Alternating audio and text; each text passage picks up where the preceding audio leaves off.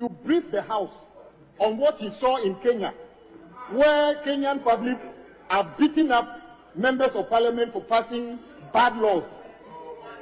Honorable Leader, they have taken advantage to advise us as to how to pass good laws to avoid being beaten by the public.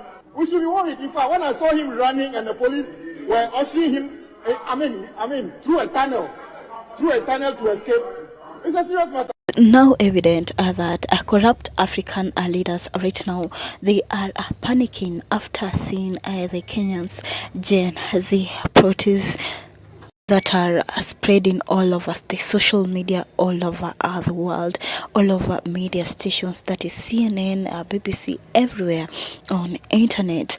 And corrupt African leaders, they are now shaken after seeing what has happened in Kenya, and they are using Kenyan youths, they are using Kenyan agencies as an example so that the corruption that it is on the rise in Africa, it can be reduced, because actually it is said that agencies, they are traceless and they are not corrupt.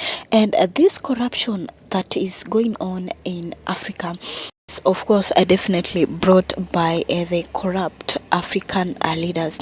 It can be just reduced by the Gen Zs, and that is what African leaders, they have seen, and they have seen actually Gen Z's protest in Kenya. It has made a huge impact in Africa, and African leaders, they are seeing actually the public, they have started to see their rights. The public, they have started to see, that they are the bosses of these leaders, because it is them who elected them, so they can fire them any day, any time.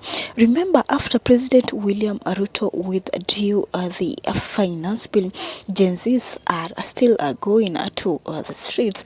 But why? Of course, they want Ruto to resign, and it has brought to African leaders, more so the Ghanaian, politicians, Ghanaian MPs, whereby they are really worried. Ghanaians might see this, the Gen Zs who are in Ghana might see this and start the protest the way Kenyans, they are doing.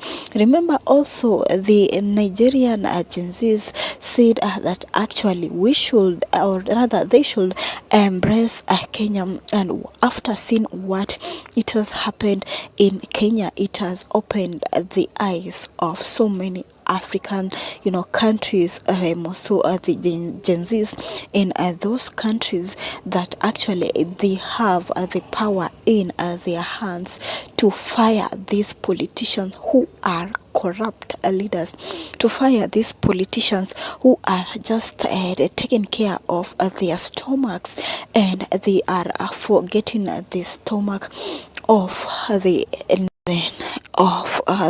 country, and they are just focusing in their lives, only forgetting the people who elected them, forgetting the bosses who elected them. And thanks to agencies of Kenya, they have opened the eyes of so many Africa agencies, and countries like Nigeria and Ghana, they have said that actually they have embraced Kenya, and Gen Zs in those countries, they are going to follow the footsteps of the Kenyan Gen Zs. Feel free to share your thoughts down below.